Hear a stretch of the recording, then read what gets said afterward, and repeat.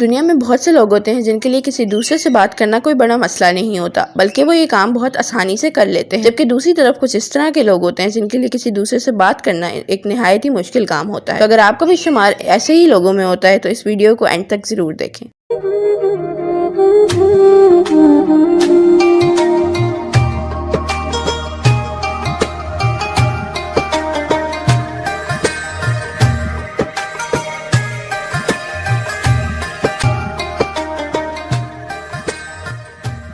Welcome back. In today's video, we will see how we can talk to anyone without any fear and with confidence. अब अगर आप किसी stranger से बात करना चाहते हैं तो आप ऐसे ही जाके उससे बात करना शुरू नहीं कर सकते, क्योंकि ये चीज़ बहुत अजीब लगती है और इसके अलावा ये उस बंदे को ऑफेंड भी कर सकती है। तो फिर आपको क्या करना चाहिए? Now here we are going to give you some ways by which you can start talking to anyone in a very natural way. एक तरीका तो ये है कि आप उस बंदे को कॉम्प्लीमेंट करें, उस बंदे को नोटिस करें और जो चीज़ आपको उसके बारे में अच्छी लगे आप उसकी तारीफ कर दें। And let's be honest कि तारीफ किसको बुरी लगती है। So in this way आप उससे बात करना शुरू कर सकते हैं। पर यहाँ पे एक चीज़ का आपने ध्यान रखना है कि जो कॉम्प्लीमेंट आप दे रहे हैं वो जेन्युइन होना चाहिए। ऐसा ना हो कि अगले बंदे ने बाल ही ना बनाए और आप उसके बालों की तारीफ करें, तो इससे आपको कोई फ़ायदा नहीं होने वाला। दूसरा तरीका ये है कि आप अगले बंदे से कोई क्वेश्चन पूछ सकते हैं, पर बी केयरफुल कि वो क्वेश्चन बहुत पर्सनल नहीं होना चाहिए, जैसे कि उसकी एज या फिर सैलरी। आप सिचुएशन के हिसाब से कोई भी सवाल पूछ सकते हैं। इसके अलावा आप लोगों से उनकी ओपिनियन जान सकते हैं किसी भी बारे में, या फिर आप उनसे किसी इन्फॉर्मेशन के बारे में पूछ सकते हैं। ये सब चीज़ें आपको हेल्प करेंगी कन्वर्सेशन को स्टार्ट करने में और किसी से भी आसानी से जाके बात करने में। अभी तक हमने देखा कि हम लोगों से कन्वर्सेशन कैसे स्टार्ट कर सकते हैं।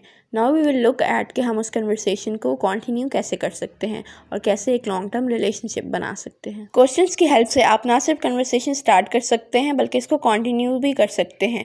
आप लोगों से फॉलो अप क्वेश्चंस कर सकते हैं कि अगर कोई इंसान किसी बारे में बात कर रहा है तो आप उससे रिलेटेड मजीद सवाल पूछ सकते हैं, जिससे आपकी कन्वर्सेशन कंटिन्यू रहती है। इसके अलावा you can ask open ended question, बजाय इसके कि आप लोगों को ऐसे सवाल पूछें जिसका जवाब बहुत छोटा हो या फिर एक लफ्ज़ का हो। वो ऐसे सवाल क्लोज एंडेड होते हैं और ऐसे सवालों को अवॉइड करना चाहिए। You can ask open ended questions, जैसे कि अगर आपने किसी से पूछना है कि उसने इवेंट एंजॉय किया या नहीं, तो आप बजाय ये कहने के did you enjoy the event, आप इस तरह से कह सकते हैं what did you enjoy the most. इस तरह उसके पास ज़्यादा मार्जिन होता है कि वो अपनी बात कर सके और आपकी कन्वर्सेशन कंटिन्यू रहे। अब ये सवाल आप तभी कर सकते हैं जब आप उनको अच्छे से सुन रहे होंगे। सो लिसन एक्टिवली, इससे आप लोगों को समझ भी सकेंगे। थ्रू देयर बॉडी लैंग्वेज और टोन आप अंडरस्टैंड कर सकेंगे कि उनके इमोशंस क्या हैं। सो आप उन फीलिंग्स को कनेक्ट कर सकते हैं, उनके एम्पैथी शो कर सकते हैं। लास्ट चीज़ ये है कि आप अपनी बॉडी लैंग्वेज को ओपन रखें ताकि लोग आपसे बात कर सकें। बॉडी लैंग्वेज में बहुत सारी चीज़ें आ सकती हैं, जैसा कि स्माइल करना, एक पोस्चर मेंटेन करना, आई कांटेक्ट अच्छा रखना, इसके अलावा दूसरों की बात पे सर हिलाना। ये सब चीज़ें अगले को सिग्नल देंगी कि आप उनको